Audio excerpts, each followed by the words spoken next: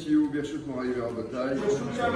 Il est d'usage de se rendre la veille de Rosh Hashanah, après la prière du matin, au cimetière, afin de se recueillir sur les tombeaux des justes, et de faire la charité, la tzedaka, la charité aux pauvres, et de réciter les nombreuses supplications, notamment des Teilim, pour inciter les saints justes qui sont sous terre à intercéder en notre faveur au jour du jugement.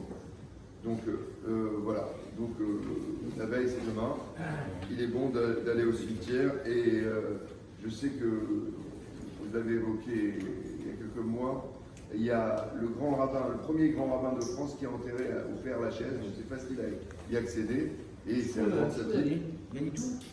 Donc on demandera, quand on arrive dans le cimetière, on demandera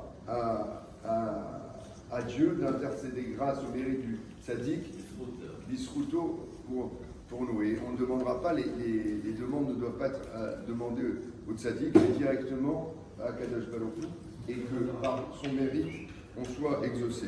Quand on arrive, bien évidemment, dans un cimetière, si vous n'êtes pas venu au moins un mois, vous n'êtes pas rentré dans un cimetière avant un mois, il faut faire une bénédiction. Asher Yatsar et Trembati. Aussi, lorsqu'on arrive devant la tombe, on lit un passage en français ou en hébreu, que la volonté divine soit que le repos d'un tel qui est atterri ici soit serein et puisse son mérite me protéger. Ensuite, c'est un ridouche, il est bon de ne pas toucher avec la main droite, mais plutôt la main gauche.